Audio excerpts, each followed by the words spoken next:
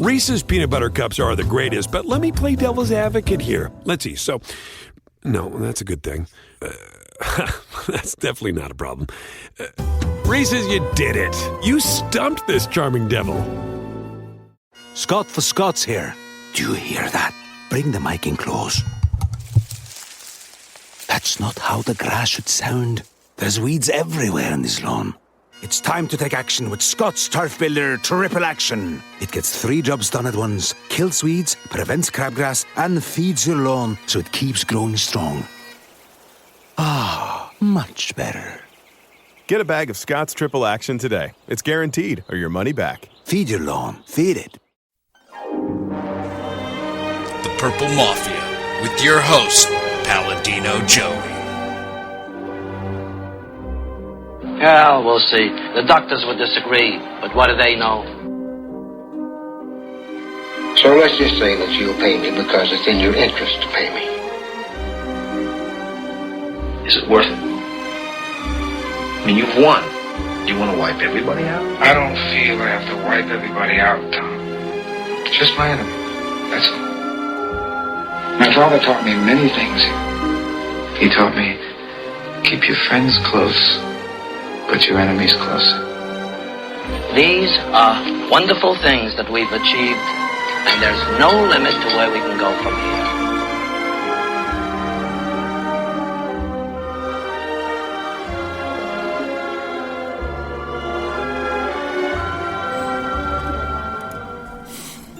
Welcome to the family here on Purple Mafia. It is Monday, October the 1st, 2012.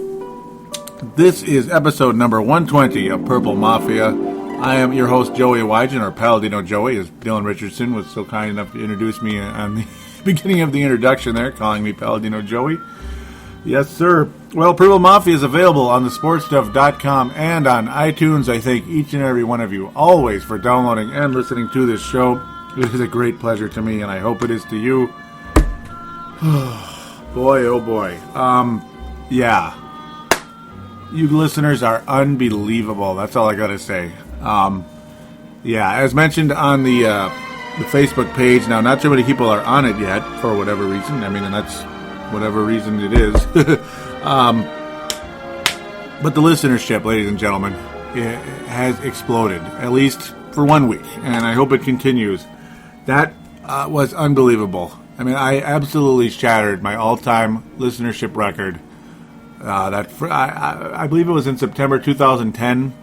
I had a certain number, let's just say, I'm not going to say what it is, but let's say it virtually quadrupled.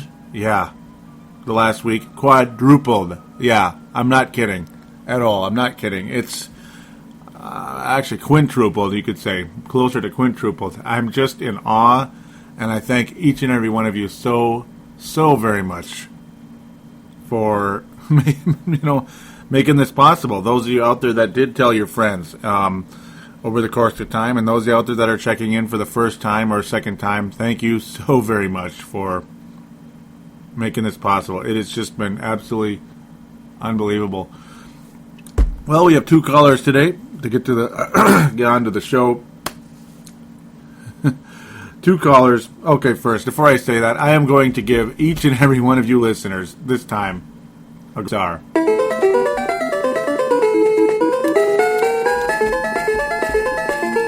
Thanks again, every one of you. You all deserve the gold star for last week, because, I can't give it to one person. No way. Not this last week, after what happened.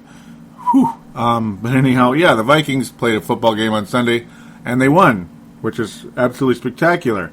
As mentioned, though, we have 2 callers into the show. The number is 209-736-7877. 209-736-7877. It is a voicemail. Do treat it as such. Mention what show you're calling into, which is, of course, Purple Mafia. That would be very terrific.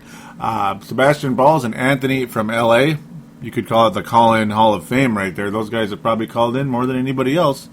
And they are back once again here and listening to all of you out there. Well, I hope you've come back to this episode and didn't just listen to one episode. That would be quite a shame. Hey, and the team's winning. They kept winning. Yeah, of course, the San Francisco win was a big shock. But we want to our first division game in forever, as mentioned by lots of you, including Anthony from LA and his call. But first, we're going to take him in the order received, so that would be Sebastian Balls right here. Hey, George Sebastian. I cannot believe we actually won. Like I told you last night through via Facebook message, I did not think we were going to win. It was just a last-second gut feeling at the moment. I can't believe we pulled it off. Our offense did not look too great. The offensive line looked, what do you want to call it, decently enough that Peterson got 100-plus yards, but not decent enough that Ponder had enough time to sit in the pocket and look around and throw. And I'll loop back to the point that I've been making all year. If Ponder has time, he can really do some damage, but he's had, no time passing it today. Thank you, Marcus Sherrills and Percy Harvin, for being so elite, because special teams, that's how we won it. That and defense. Can you believe Sanford actually played a good game? Harrison Smith to jar the ball loose from Megatron in the end zone. What a hit. I could not believe it. And that was my phone going off again. I'm out of words for how good our defense actually played. Jared Allen got another sack. I can't believe it. Skull Vikings. Let's get another one. Thank you for that, Colin. Sebastian, great to have you on board as always. Yeah, man. You didn't see us winning the game, and really it ended up being a hell of a lot tougher than some people thought. I saw this thing being a stressful game, and it was a very stressful game. I mean, it seems like every time we go into Detroit, it brings out a lot of that inner frustration. It really does. I mean, I get bleeping pissed every time we go to Detroit. I don't know why. We usually win, even, depending on the circumstances, but we usually win. Yeah, anyhow, back to what Sebastian said. Yeah, I mean, it was the offense struggled in general. Yes, I thought it was going to be much more of an aerial type of game than it was. I mean, it was very much on the ground and underneath. On the ground, underneath, underneath, on the ground, underneath. It's what it was, basically. Or underneath or thrown in the middle, you get the idea. A lot of up-the-middle type passes, and Adrian was doggone outstanding, absolutely.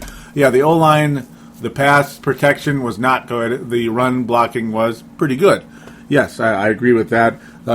Adrian played significantly better in this game. I mean, that's a huge thing we can say right now, and we'll continue to say as we continue into the general game review as soon as we get out of the calls and the Facebook and everything. Yep, Facebook page. Yeah, a lot to get to. Like last week, fairly similar. Hopefully it's similar results with the listenership then, hopefully. Yeah,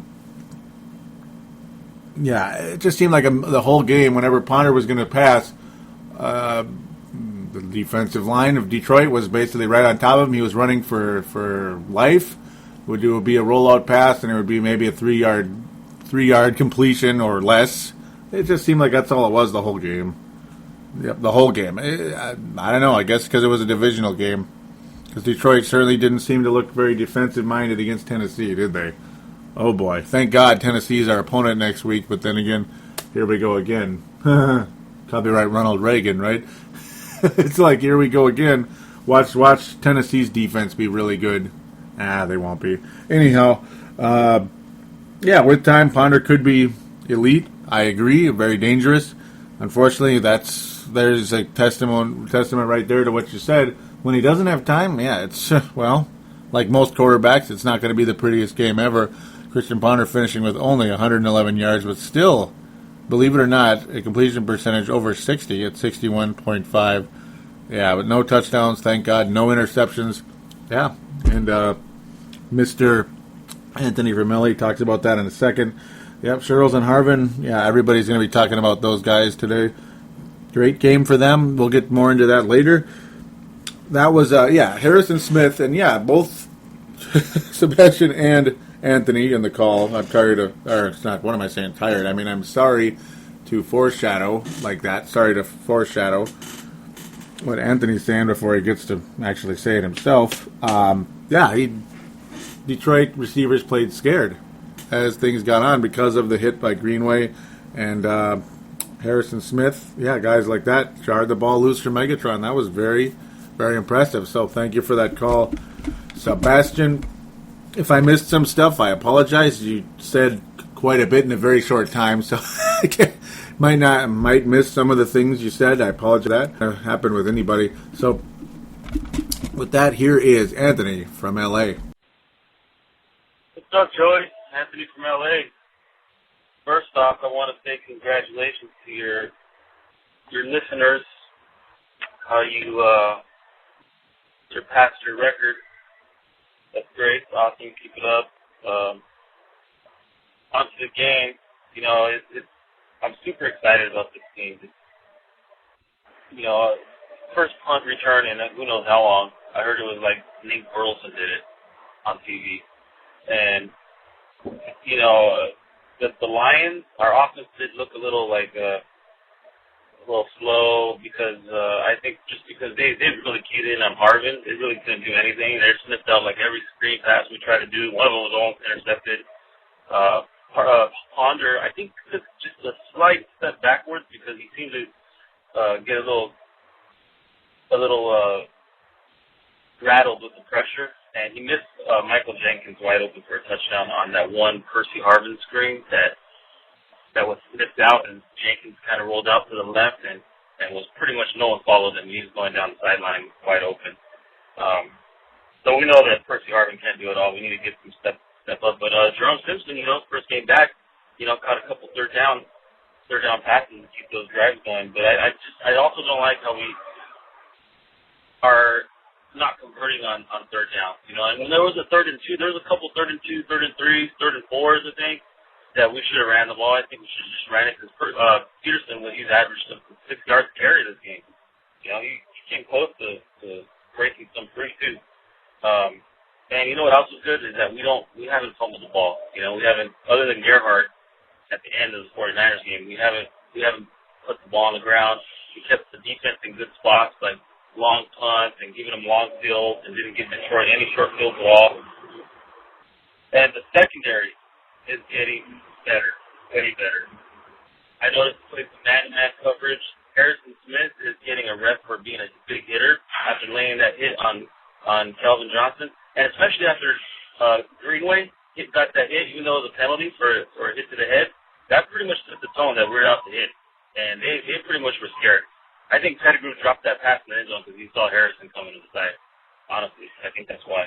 I'm real happy with the 13 points, 2 games in a row, giving up 13 points. That's we're what, top 10? Actually, we're under the top 10, somewhere in the top 8 or 9, I believe now. So anyway, Joey, congrats on your listeners again, and I can't wait for next week. To be 4-1. All right, see you later. And as always, again, thank you for that call in, Anthony from LA. Very, very cool. Very cool indeed, Jim. Thank you very, very much for the kind words about the record. It was a very surreal moment. Let's just say I was at a movie on Saturday, and all of a sudden I got a text message from Dylan Richardson saying, "Holy cow, look at the numbers for Purple Mafia." Couldn't believe it, and rest is history, at least thus far. At least for 1 week. Hopefully it continues anyhow. Enough of self-indulgence on my part. Thank you very much for the love there, Anthony. I appreciate it. I really do. We had our first punt return in forever. Yes, you mentioned. It has been a long time. I'm not exactly sure when the last time was, so I do apologize for that. It was an awesome deal. Yeah, we've had a few kick returns for a while. But the punt returns, this one, of course, is Marcus Sherrills, a 77-yard DePay dart. And, of course, Percy Harvin opened the game up with 105. 105, the opening kickoff. That's always a good sign that we're in good shape when you can get a 105-yard or whatever it is. Heck, if it's 75, I don't care what it is. As long as if it's a kick return for a touchdown to open a game on the road, you probably are in pretty good hands. Doesn't guarantee anything. You might stink the rest of the game. And the offense was not exactly making anybody blush. Not exactly making the 99 Rams or the 98 Vikings blush, but special teams, at least on two kicks, kick return and a punt return later on, was doggone awesome. Christian Ponder, this is another thing, similar to what Sebastian said. Yeah, Ponder was very rattled.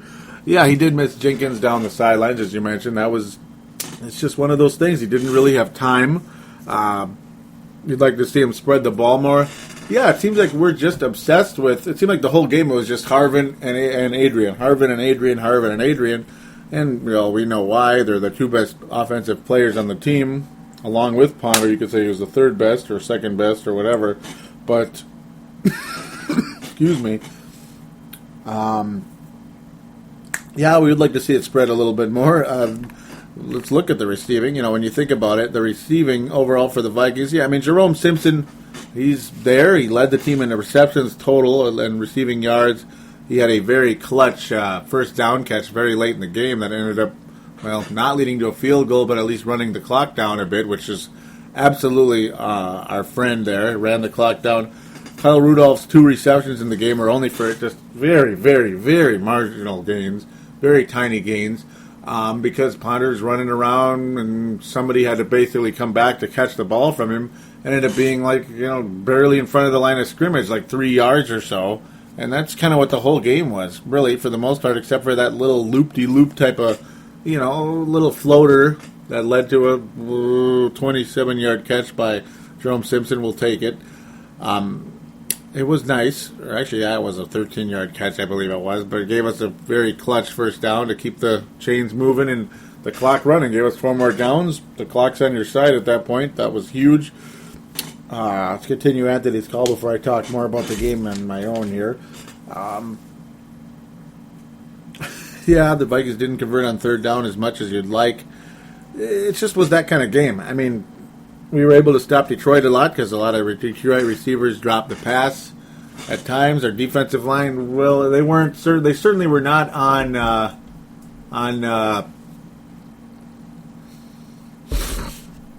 Stafford as much as the Detroit line was on Ponder. It'll tell you that. But they were a factor much, much later in the game, as mentioned.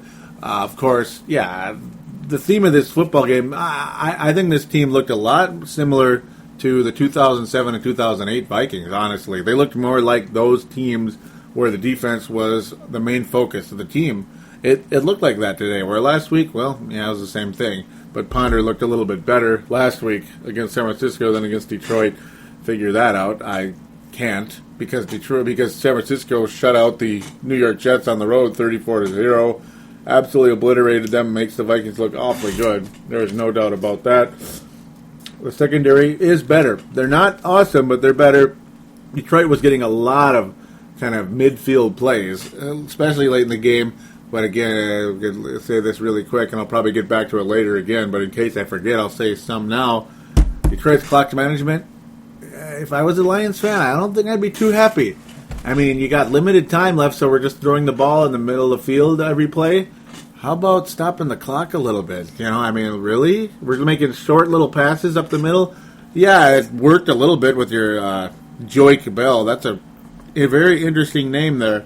And he caught a lot of passes in the middle, but that worked better than you think. But still, come on. You're running the clock out. What are you doing, Detroit? What are you doing, Schwartz and Linehan and God knows who else? Stafford. You're running the clock out on yourselves. Is that really, I don't know, is that a good game plan? I don't know. I guess. I don't think so. It didn't seem to help them very much. Put them in a really perilous position at the end there in their final drive.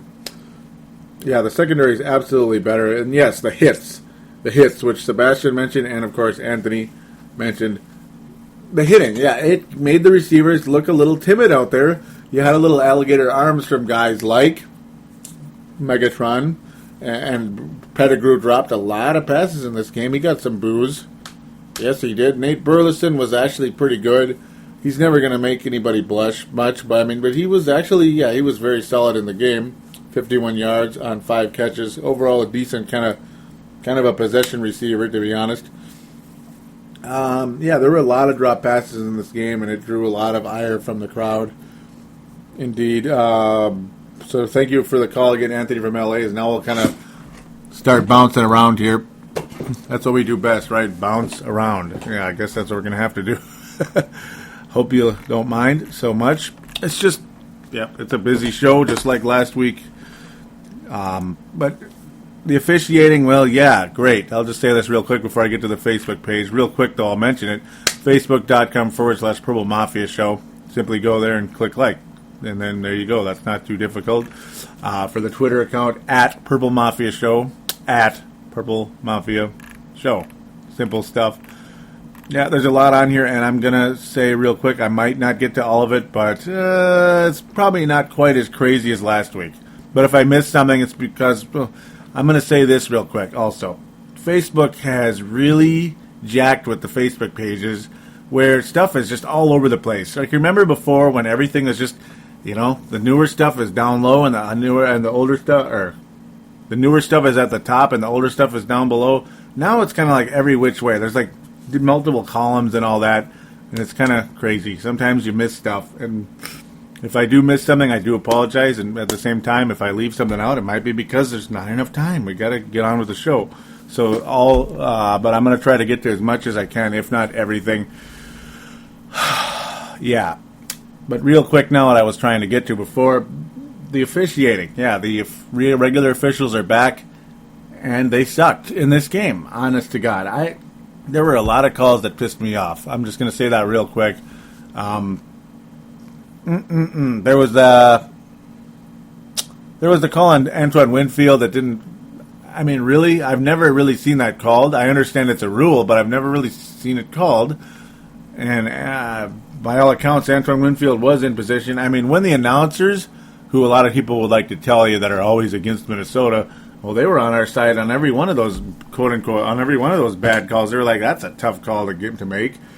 Josh Robinson's tackle, he tackled Kelvin Johnson. What was he supposed to do? It was an open field tackle. I've seen guys do that all the time. They're saying he slammed him on the ground. He tackled him. It's not, come on. I think that was one of the silliest, that was ridiculous. The call on Antoine Winfield, yeah, like I mentioned, they said he was out of position a little bit too far forward. Did he have to be 5 yards back or so? And, well, by all accounts, he was. Come on. The hit on Greenway versus Kelvin Johnson, that was guilty. It was a little bit of a tough call that might have gotten, somebody else might have got away with it, but I suppose you got to call that one, I guess. And especially being it's Kelvin Johnson. He's going to get calls like that, I would think. That's just the way of professional sports. Sorry to say. God, there were a lot of rough calls, and of course the touchdown by Matthew Stafford. Now I understand a lot of you would be like, "Well, they would probably score anyway." Well, my point is, we were trying. The clock was our friend at the time, and if Detroit had to struggle maybe one or two more plays, which would probably be running plays to try to get into the end zone, you want that. You want the clock to run down, and they're screwed. You want to have less and less and less time for Detroit. Matthew Stafford was not in. I'm sorry. He wasn't, and I can't imagine too many of you would disagree with that.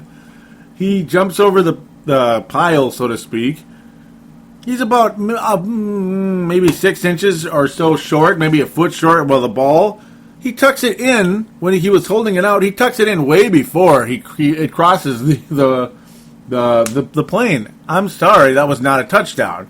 And again, if Detroit scores again in 2 or 3 plays, I understand the score would have been the same, but there would have been less time on the clock, and I'm all about clock management, folks.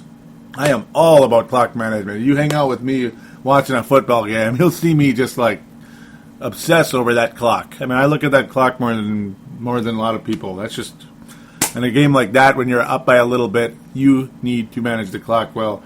And Detroit, I thought, didn't, but I think the refs gave them a break there. Honest to God, they did. And it pissed me off. And God knows, you never know. Maybe the Vikings make a goal line stand there. What if and Detroit's totally dead then? That would have been great. Unfortunately, that's just not how things went.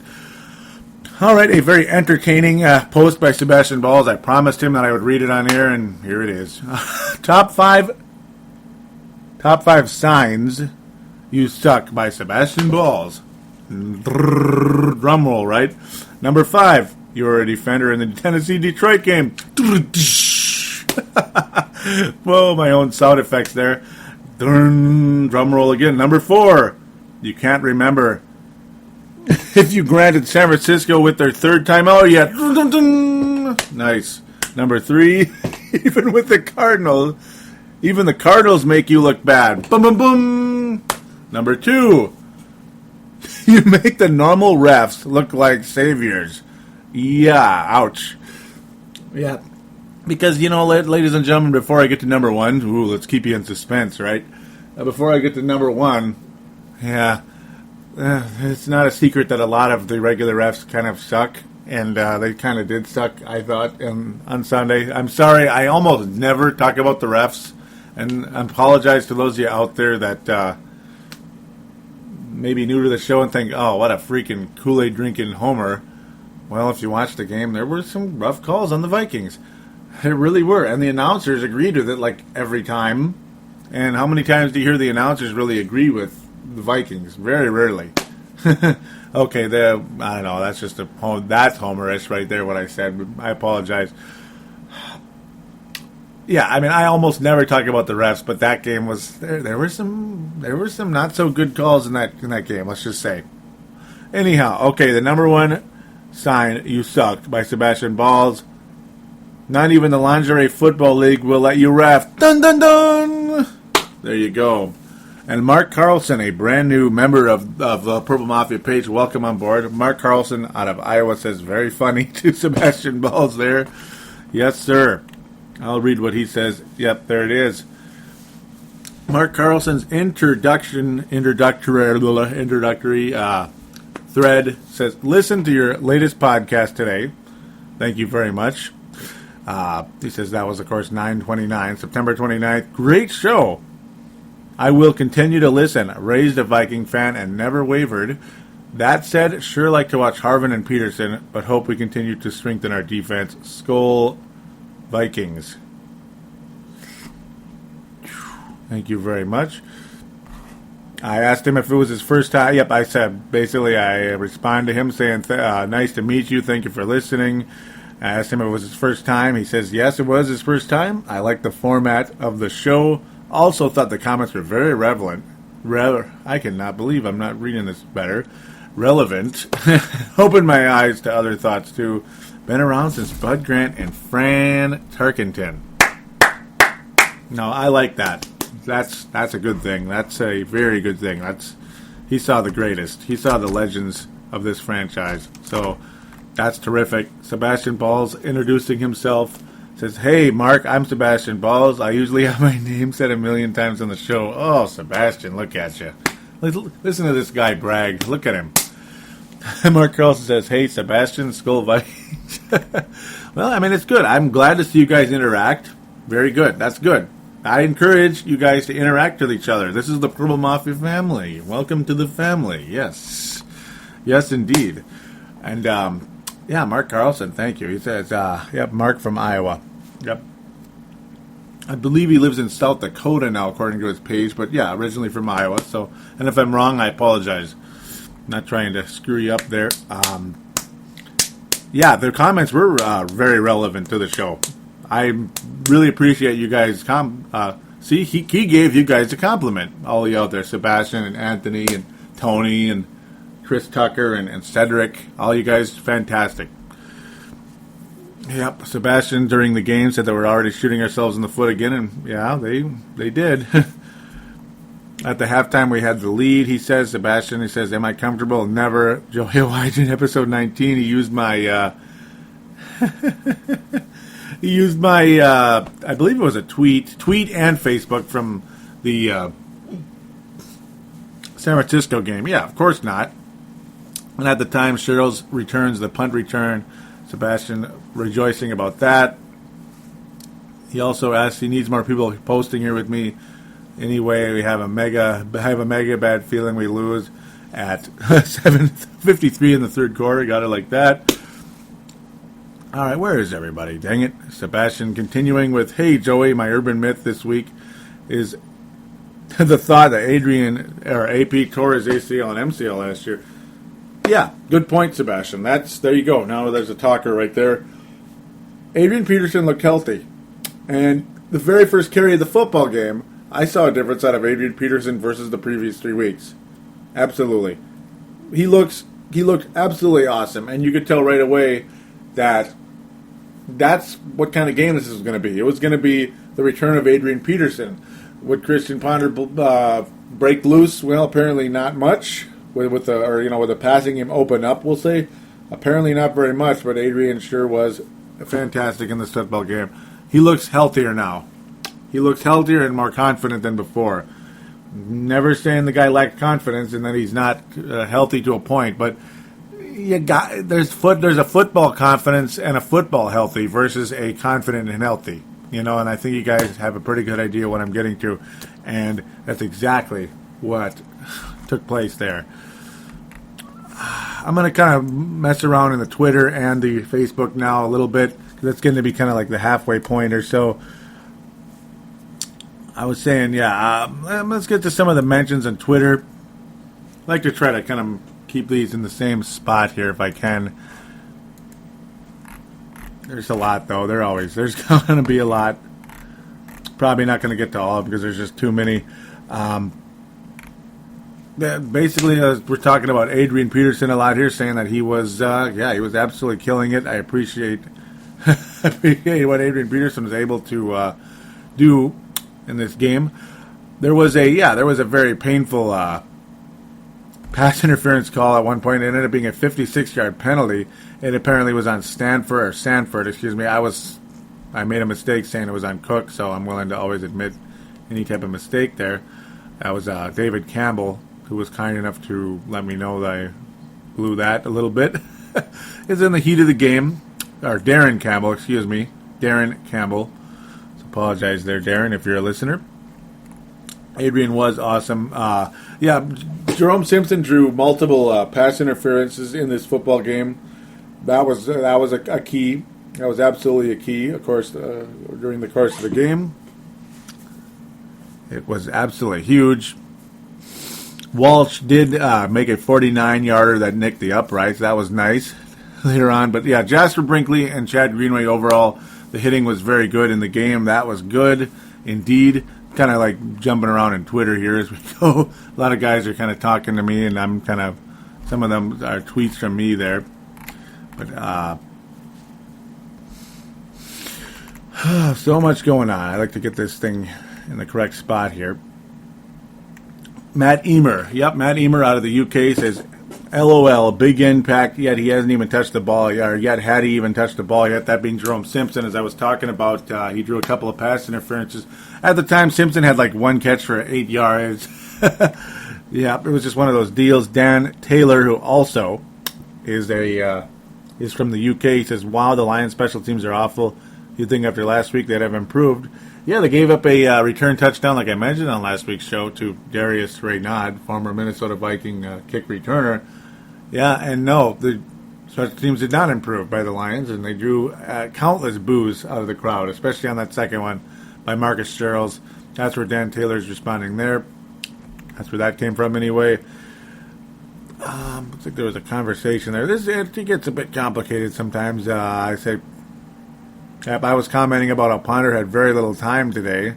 Not happy with the line protection. Ditto for the Vikings D-line. Stafford. I keep calling him Stanford for some reason. Stafford had lots of time all day. And he did. Has had lots of time all day because the game certainly wasn't over yet at that point. And I alluded to that earlier as well. Detroit, Stafford, let's say, had a lot more time to throw. And he did complete quite a few passes during the football game. Luckily, though, a lot of passes were dropped later on, here and there, and it cost Detroit.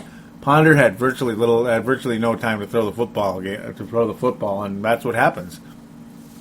Detroit played with a sense of urgency in that football game. At least the defense did. The defense played with a sense of urgency. Their offense kind of did, but at the same time, they played a little slack-jawed as well. Kind of like San Francisco. At the same time, we looked a little bit like San Francisco in the game as well. When I was complaining about that a little bit, Dan Taylor and Viking Idealist respond with, at Viking Idealist, respond with, we'll start with Dan, says, true, but the Lions do have a great D-line. Not many teams will play well against them. I agree. Viking Idealist says, Lions line is pretty tough, though. I just hope Ponder develops ability to throw well on the run. Agree on the first part, and unfortunately on the second part, apparently he has not developed that yet. And as you mentioned there, Christopher, it's an ongoing thing. He wasn't that good. He completed some passes for like 3 yards, but that's not very difficult to do. Other than that, he kept throwing the ball pretty low. He certainly did. It was pretty doggone frustrating. Yes, it was. Oh my goodness, it was. I told him that, it's annoying to watch. I responded to a Viking Idealist that it's annoying to watch Ponder indeed struggling out there, completing passes or making really much of a play during the game. I had to say this during the game, too, that Sacre Bleu, Le Chiot, as I like to call him with a French accent, he fumbled in the game. That was a huge turn as well. Vikings did get one turnover in the game. They dropped several several interception opportunities, especially late in the game. They would have been a spectacular play to catch because it was kind of like a reach to catch them, but still, it would have been nice if one guy actually caught one of them. They would have ended the game immediately, and it didn't happen. But we did get one turnover, and that was Sacre Bleu. Le Chiot fumbled at one point in the third quarter, I believe. That was a painful thing right there. And Walsh did miss his first field goal of the season. Man, Vikings could have had a 17-point lead with 13 minutes left. But no, that would have been very, very hard for Detroit to come back from, I believe. It was a 46-yarder. That really, to me, it really wasn't that close. It was hooked. You knew he was going to miss, and it's like, damn, if you're going to miss, why'd you have to miss then? Because that would have probably put the game on ice. No guarantee, again, but probably. Yep, John Creasel. Remember that name, John Creasel, a huge advocate for the Viking Stadium drive that eventually was successful. It took a while, but it was. soon to be stepping away from the political realm. He says the Vikings have no decent receivers besides Harvin. Nobody gets open, so I had to retweet that, and it was because that was a very strong and accurate statement there. I liked what he had to say there. All right, well, one other statement by Sebastian Balls. He talks about that Walsh, also on the Facebook page. We'll kind of merge back to there really briefly. He says, now Walsh has a missed field goal. Now watch. My bad feeling will come in play, and we will blow it. Just watch. And it came perilously close. But the Vikings defense saved the day. Yeah, that's the response right there. That was thank God we got out of there. Bounce back over. Yeah, I made when the Vikings made a big stop on fourth down on Matthew Stafford, I thought that was it because I thought that the Lions at that point were going to be done. That this was going to be the end of their confidence. They're going to be like, you know what? We're not going to beat these guys today. And I was dumb enough to tweet, there is your dagger. Stafford sacked on 4th and 5 in red zone. Matthew Deary, if he's a listener, not sure if he is or not, says, well, this is a dumb tweet because immediately the 49ers, might as well call them that, the Detroit Lions brought themselves back in the football game. Yes, they did. Oh, did they ever? It was pretty much, Vikings offense did absolutely nothing. Detroit, Vikings didn't score a point in the fourth quarter, by the way, unfortunately. Vikings offense did a whole lot of nothing, actually, in this game. It was mostly the Vikings special teams that saved the day here, and a couple of field goals by Monsieur Blair Walsh. Yeah, Matthew Stafford, man, yep, it was when Detroit, that critical play where Detroit was driving up the field fairly easily, and Matthew Stafford was given that touchdown despite the fact he was maybe 6 inches short before he tucked the ball in. If he was smart, he would have left the ball out. I don't know if he was in that big a danger of fumbling, but Guess that's up to him how he feels there, how he felt in that situation. Didn't look like anybody was going to knock the ball out of his hand. He just tucked it in way too early. That would have been his own fault, and the Lions should have had to play another down there, but they didn't. Plain and simple. Detroit Lions dominated the Vikings in first downs 23-15, and yeah, you could tell they dominated in total yards as well. Detroit's offense looked significantly better than the Vikings' offense on the game, or on Sunday. It wasn't even close, honestly. It really wasn't, especially the passing game. 319 yards for Stafford. Again, 111 for Christian Ponder. The Detroit Lions defense absolutely focused in on Christian Ponder even more than Adrian Peterson. Adrian had about as many rushing yards as Ponder had passing. That tells you something, ladies and gentlemen. Sure does. But thank God the Vikings defense was not going to allow the Lions to win the football game, and the Vikings offense was able to burn the clock up enough. I mean enough to save the day. Oh, it felt good to see that happen. It really did. And Vikings were able to run the clock a significant amount of time. Very good clock management by Leslie Frazier and Bill Musgrave. Absolutely. You're not going to get a complaint out of me about that.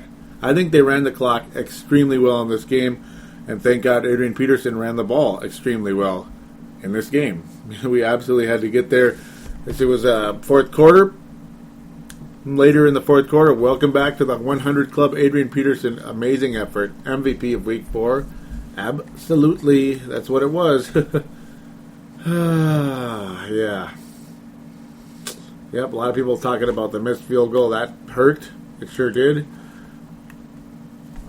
Matt Emer saying total BS. It was inches away about the Stafford attempted touchdown there. Matthew Geary talking about how, he was still repping me about the dagger call. Saying, well, daggers are actual game-deciding plays. Clearly, that wasn't even close, even in the moment. And I was like, my bad, I get it. I'm sorry. Matt Emer saying, bring back the replacement refs. Gotta like that. Phil says, so unnecessarily conservative, drives me nuts about the Vikings offense.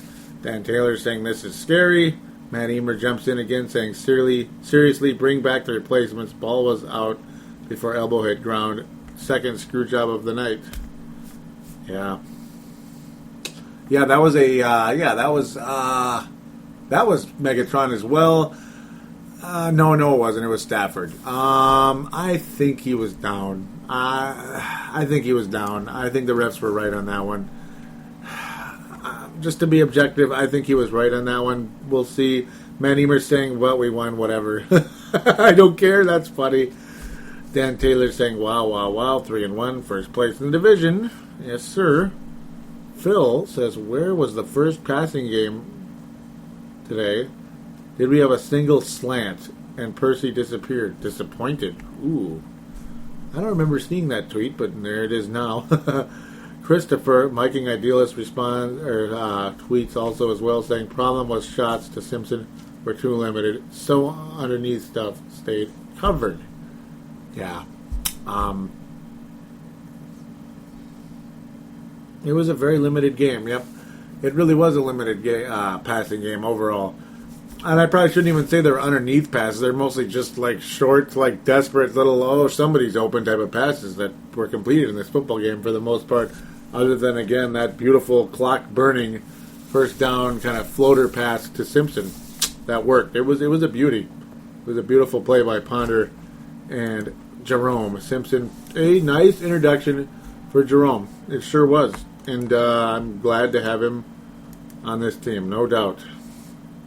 Absolutely glad to have him on this team. Hopefully he can continue to step up. I mean, I'd like to see him be more than a Kadri Ishmael, and in that game he certainly was. Absolutely. So that's the end of the Twitter for today. At Purple Mafia Show.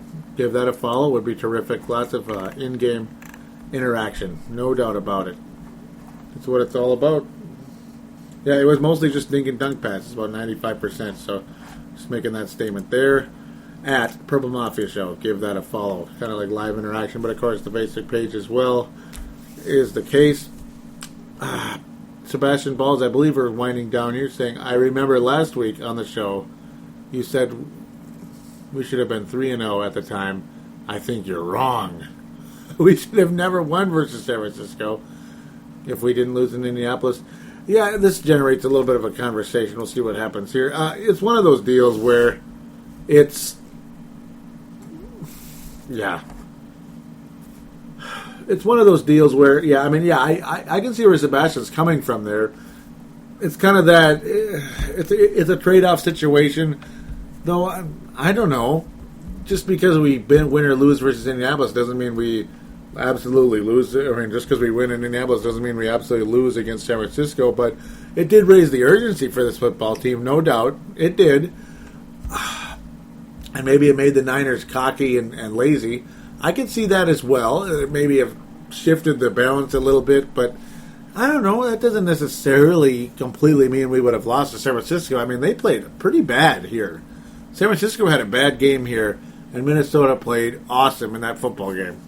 This is a team that wanted to win and wanted to prove that they are, at minimum, a fringe bubble playoff team. They want to prove that. And on that day, they did prove that they are a fringe to bubble type of team. Not a contender, but a bubble team. They at least proved that. Now defeating Detroit on the road, that increases their... it raises them up a bit to maybe a 9-win team at this point, which still keeps them in the bubble, but a stronger bubble. Like last week, I thought they were headed more closer to an 8-8 record. Now it could be more. Yes, it could. I kind of also threw in that, Sebastian, you're killing me with the you're wrong stuff, but it's like, it's okay. I was just teasing him. He says it was the defenses lighting it up. That was, yep. That pretty much was. That San Francisco lit up the Jets, and of course we lit up Detroit for the most part. It was very good. The Colts actually played pretty good defense as well. It was crazy. Sebastian mentioned that he called earlier. Yep, we'll kind of leave that there. He says, Thriller, by the way, I really want to hear the new show now, and you've yet to do it. Well, yeah. Yeah, I had to wait till Monday, so sorry about that. This was all just yesterday.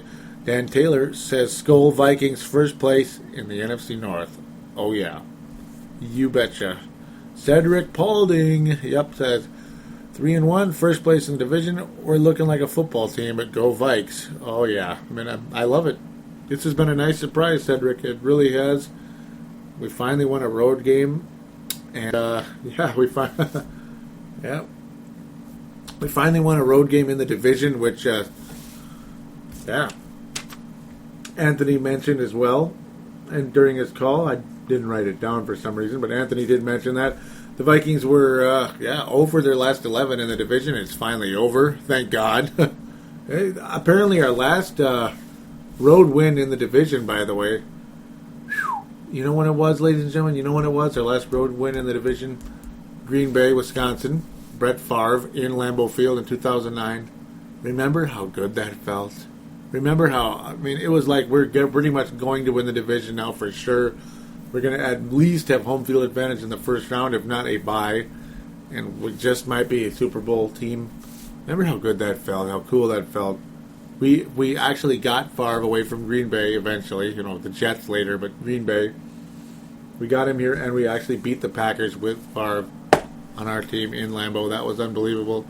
Yeah, I remember how that felt. Well, apparently that's how long it's been since that day that we won a division game on the road. That's freaking crazy. Anthony Batista closes at least this part of the Facebook. I'll make sure that there's not more. I'm sure there might be some responses to some of my quotes that I'll get to. Yep, there it is. Anthony Batista says, glad to break that 0-11 losing streak in the division. No doubt. It was brutal. It was brutal, Anthony. And it's finally over. Yes, sir. It's finally over. Oh, good job, Anthony. Yep, it's finally over. That nonsense is finally done. Thank God in heaven for that. Oh, my. So, checking to make sure if there was any new stuff here. I don't think there's anything I'm missing. Good. I'm glad to see that.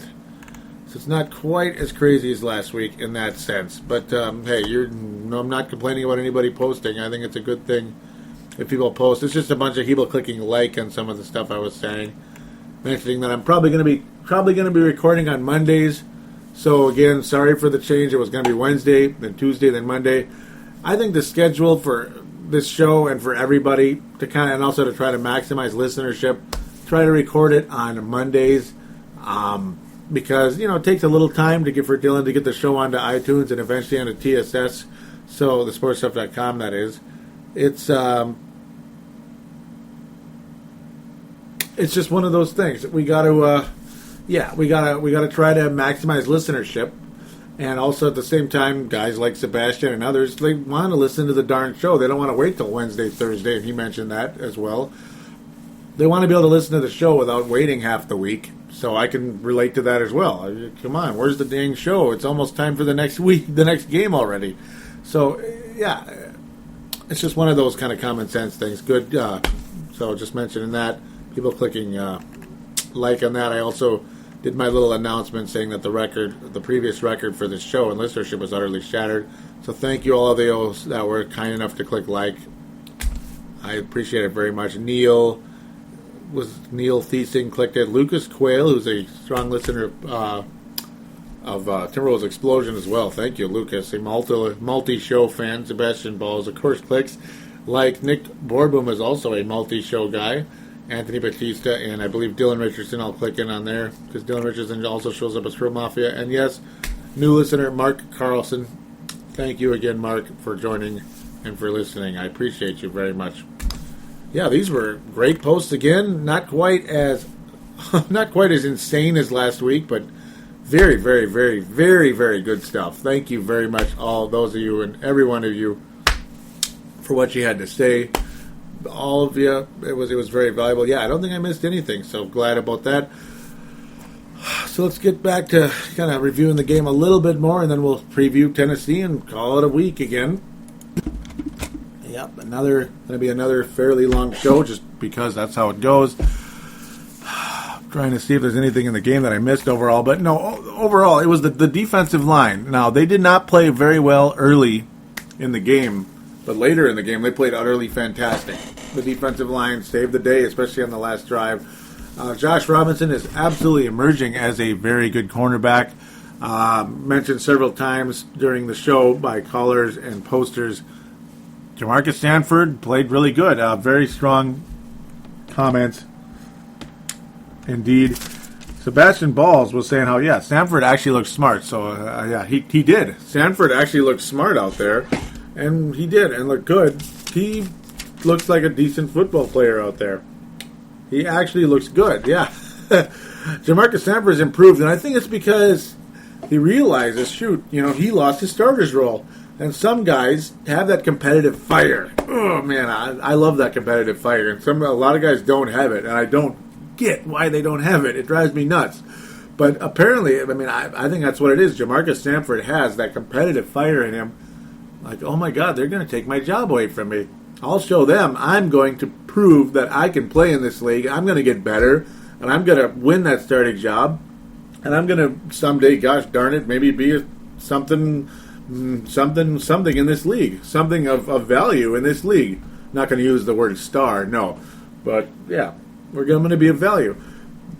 He obviously can hit people extremely hard. He forced a fumble again. Jamarcus Stanford forced a fumble for the second week in a row. That is just awesome. Absolutely awesome. Oh, man. Yeah, it was awesome. Josh Robinson getting extensive playing time. Looks very good out there. He might be beating Chris Cook out of a job. Chris Cook not looking all that great. Josh Robinson getting extended playing time. And I don't think they took Josh Robinson in the third round to have him rot on the bench or even be a nickelback. Chris Cook might be a nickelback before all is said and done. But everything depends there. Antoine Winfield absolutely looks like a stud. He deflected 2 passes in the game. Stanford deflected 3 passes in the game. That is unbelievable. Robinson deflected 1 pass. Harrison Smith deflected 3 passes in this game. And this is a team that there were times that looked like, man, they're giving up too much. They're giving they're leaving guys open way too much. But the good news is the defenders were in front of the receivers, not behind, and that was comment brought up multiple times during the game by people. It was, I mean, you watch it, yeah, they make the catch, but the defender's ready to tackle them. It's not like they make the catch and 20, 30, 40, 50, 40, 30. Oh, they finally got him. 65 yards later. Gosh, dang it! Like last year we had a lot of that happen. Cedric Griffin was often like 10 yards behind a guy.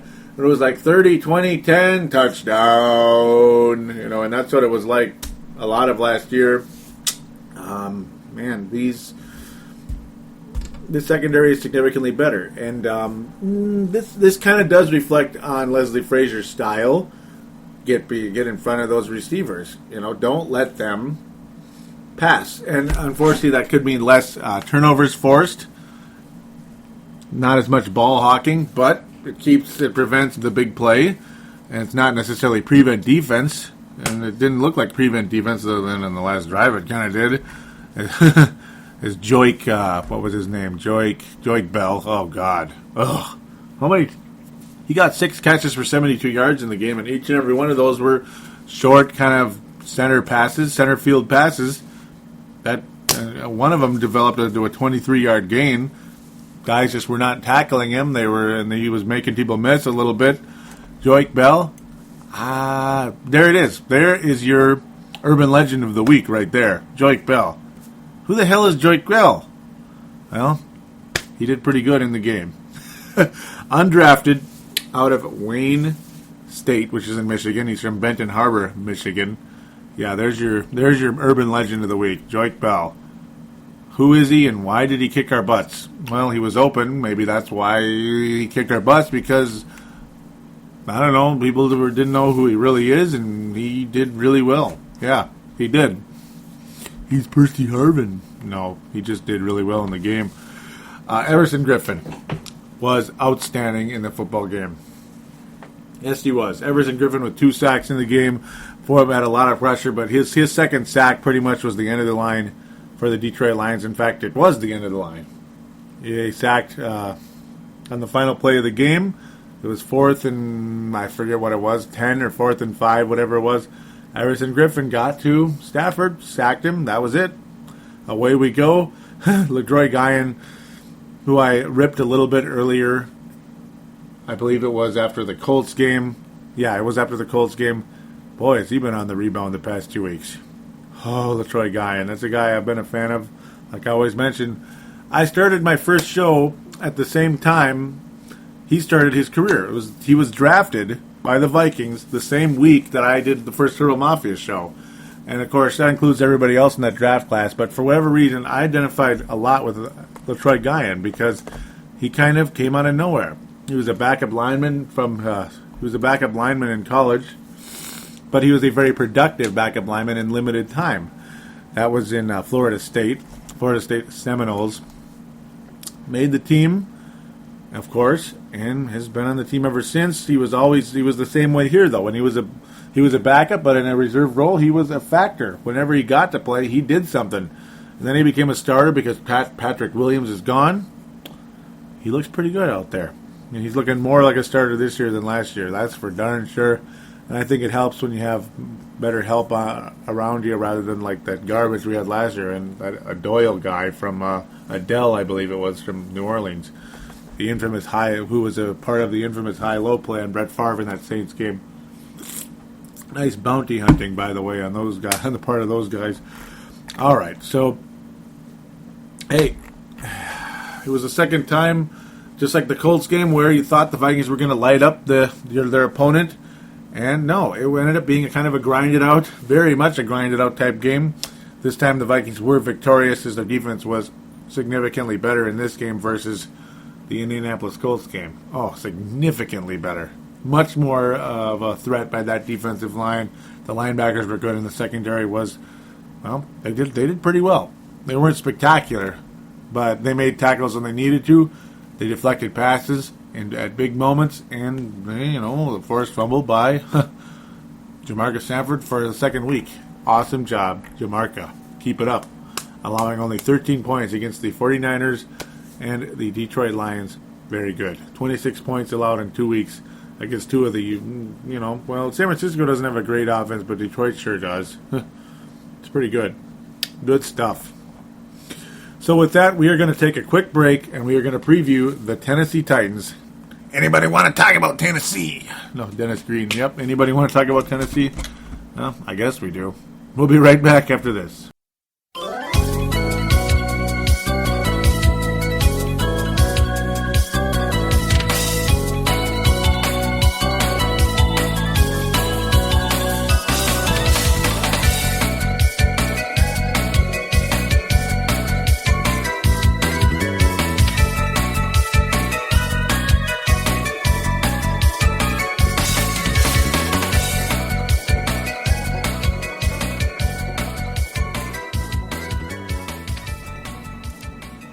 And we are back here on Purple Mafia, episode number 120, which is a reminder for all iPod users and other MP3 players. Thank you all so very much. Okay, real quick now, since we're on the subject of MP3 players.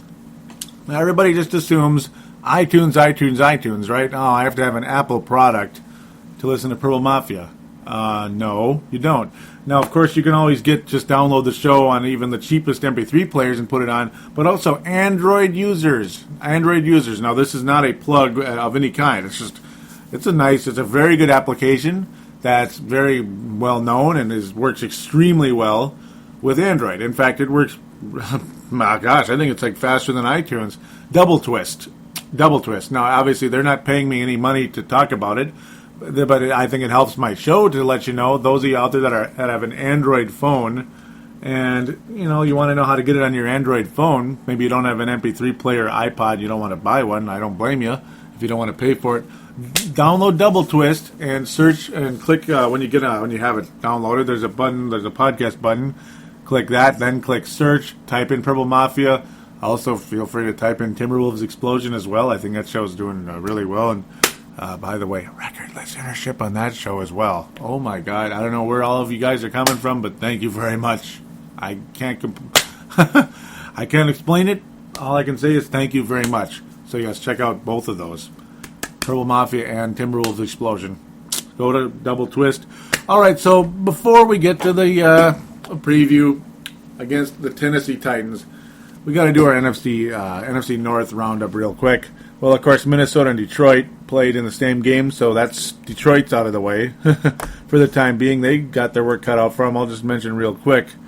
Next week they have to play. Well, actually, they're on the bye next week, and I think they're gonna need it. Then they have to go to Philadelphia and Chicago. Well, it's been nice knowing you in the playoffs, guys. Sorry to say, yeah, Detroit Lions. I don't like them at all. Actually, I don't know why, but they kind of pissed me off more than anybody else. Chicago Bears, as of this moment, are crushing the Dallas Cowboys. Tony Romo had thrown 2 pick sixes at the time that I started recording this show. Has he thrown another one? Let's check right now.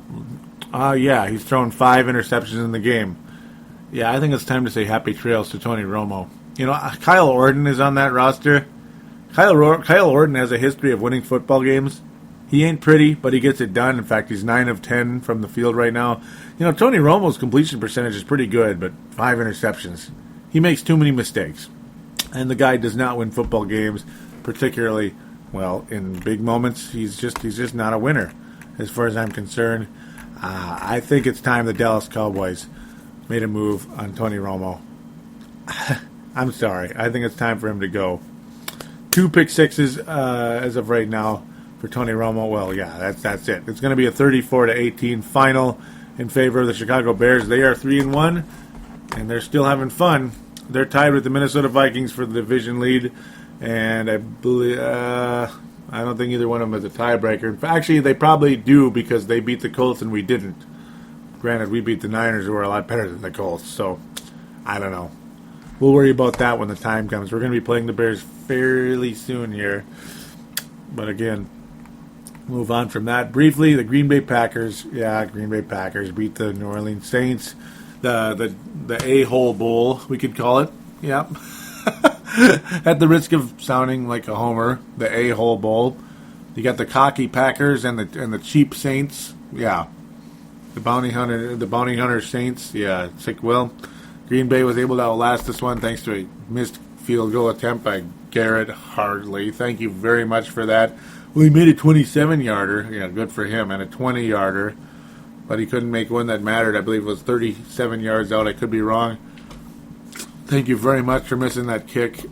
Dang it. So the Packers are now 2-2. I mean, just imagine if Green Bay was 1-3.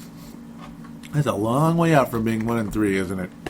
Well, unfortunately, they're only one game behind the Vikings right now and the Bears. Marquise Colston exploded in the football game, as did several other Saints receivers. At Colston with 9 catches, 153 yards. Yikes. Cedric Benson, another respectable game, 84 yards on the ground, 4.7 per carry. Packers were all over the place as well. Green Bay's offense significantly improved versus previous weeks. Aaron Rodgers completing 31 of 41 passes, good for about 75%, 4 touchdowns and 1 INT for him. Green Bay Packers defense really brought back down to earth, though. Oh my, after having a pretty good game against the Seattle Seahawks last week. Only for just a meager 440 yards for Drew Brees. That's all. Only 446 yards. Yeah, just another day at the office for Drew. But it was also another day at the office for Aaron Rodgers. A lot of us thought this was going to be the NFC Championship game last year, maybe like a 31-35 victory for Green Bay. Most of us probably figured would happen, or 41-35 or whatever. But, well, I don't think the Saints are going to any NFC title game this year, but maybe next year. So, there you go. Green Bay wins, Minnesota and Chicago win. Unfortunately, Detroit is the odd one out, and they're in big trouble now. They are, they're not going to the playoffs for the way it looks right now. I think Detroit's got a very perilous journey ahead of them if they're going to make the postseason. So the Tennessee Titans played the Houston Texans. It's the Oiler Bowl. It was the Oiler Bowl. Houston Texans destroy the Tennessee Titans 38-14. Yes, sir, they more than double the total there. Utter destruction for the aforementioned Tennessee Titans, giving up 38 points to an offense that isn't that good. I mean, Houston's more known for their defense. Tennessee not quite putting up the 44 points they did last week against the vaunted Detroit defense that looked like legends against the Vikings. They look like the early 90s Detroit Lions. With a very good defense. Tennessee, they're up and down. Jake Locker, unfortunately for him, he only attempted 2 passes and didn't complete any of them. Matt Hasselbeck ended up playing most of the game, so we might be looking at another injured quarterback here. Situation. The Tennessee Titans come to Minnesota. I don't like their chances at this point. In fact, who really could? Locker has a separated shoulder. The status is uncertain. That can't be good. Separated shoulder for Jake Locker. Yeah. That's not a good sign. So, there you go. I mean, if Jake Locker's out, I think the Jets are screwed at this point. It was a non-throwing shoulder, so that's a good thing for him anyway. Second time this season already for Jake Locker. So it's kind of going to be an ongoing thing. Will he play? It's wait and see mode, according to Titans coach Mike Munchak. So we'll see where things go from there. No structural damage, according to the MRI, to the shoulder. It's similar to last time, Munchak said via Titans Insider. Now, this is by Terry McCormick of the National Football Post, the quotes and such. Well, it's going to... There you go.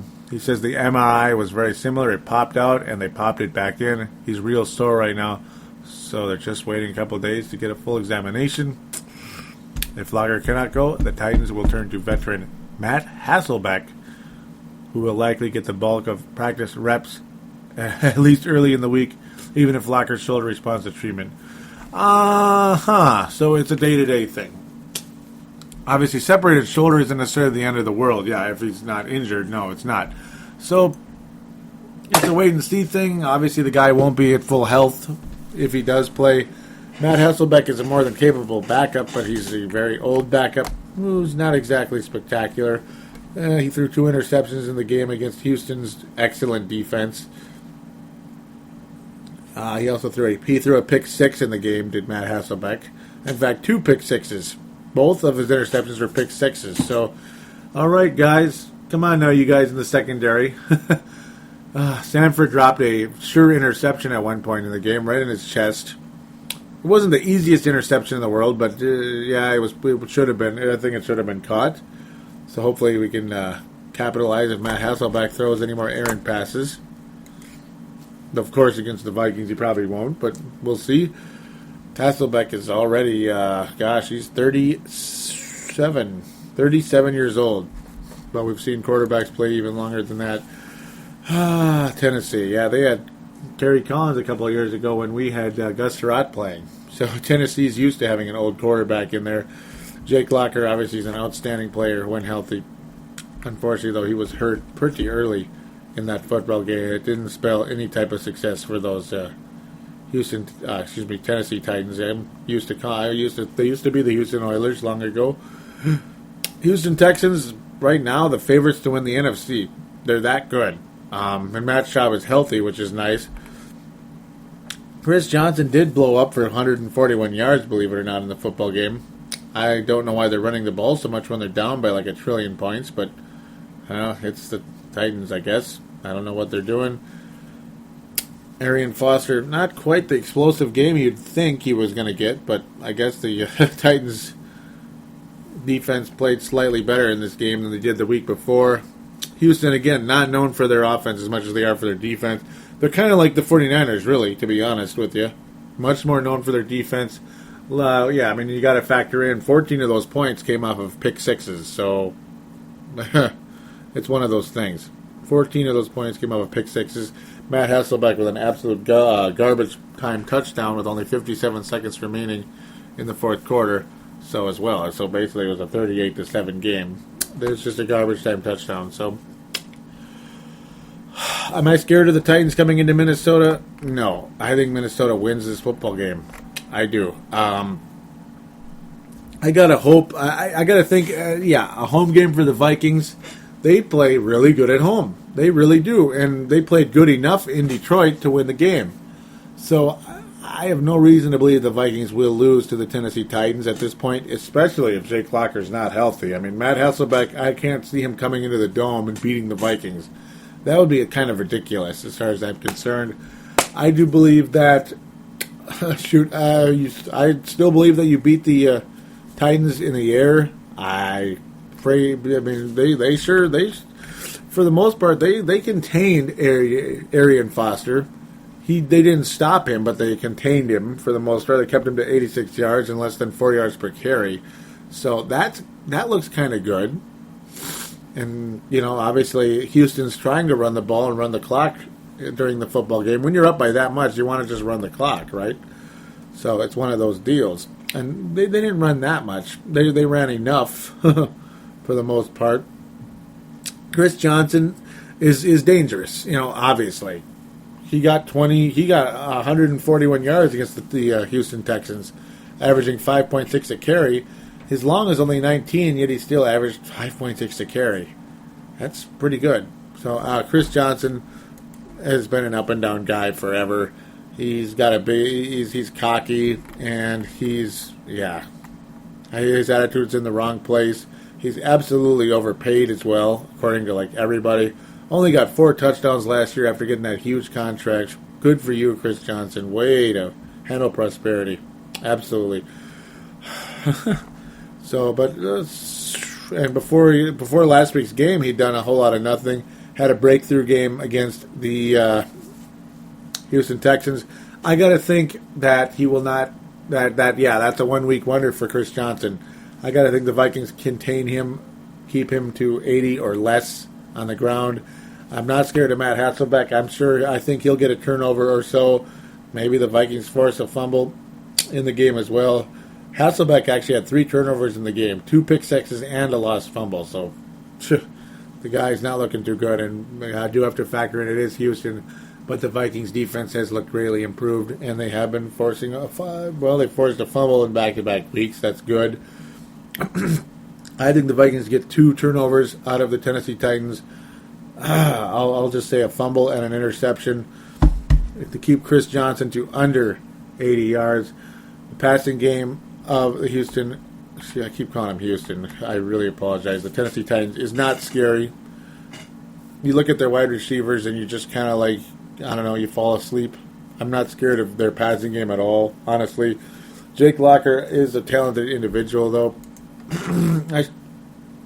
Now, Kendall Wright is a pretty good player. He's young. He's a first-round pick, 20th overall by the Titans. He's had an okay start to the year, but not great. Only 148 yards in 4 games. It's not making anybody blush. Nate Washington obviously was a factor in the past with previous teams. He's almost 30 years old already. He's got 228 yards in the year so far. Nate Washington, I don't know. Yeah, I'm not really scared of this Tennessee offense, really, to be honest. No. And I think the Vikings are going to score points against Tennessee. Not a ton, though. Let's keep it to 24. I think Minnesota wins 24-14 on Sunday. 24-14. Until the Vikings offense can prove they can score 30, I'm not going to pick it again. Because they've burned me twice in that category this year. I thought they were going to get 34 against the Colts. Thought they were going to get 31 against Detroit, or was it 34 again? I went with the same prediction. Great. And they didn't. So we're going to go with 24-14. Minnesota defeats Tennessee by 10 points in the Dome. We're going to see some sacks by the Vikings. I think we're going to get through that line of Tennessee. I do believe that, the Titans did not sack Matt Schaub once. Christian Ponder is going to have more freedom in this football game, I do believe. The Texans managed to get 3 sacks in the game, 2 by Watt and 1 by Antonio Smith. So that's another thing to think about. Tennessee's defense or offensive line is not the worst, but it's not the best. I think the Vikings get at least a couple sacks in the game. Would be nice to see Everson Griffin keep it up. He's got 3 already this year. Blair Walsh, well, he's an awesome kicker. I don't think they're going to have to really worry about if he misses at some point. I hope that's not going to be a fear in the game. I think the Vikings will coast to a 10-point victory in the Dome, and we'll be feeling very good about this team with a 4-1 record. As the schedule it's going to stay easy for a little while until about the midpoint of the year.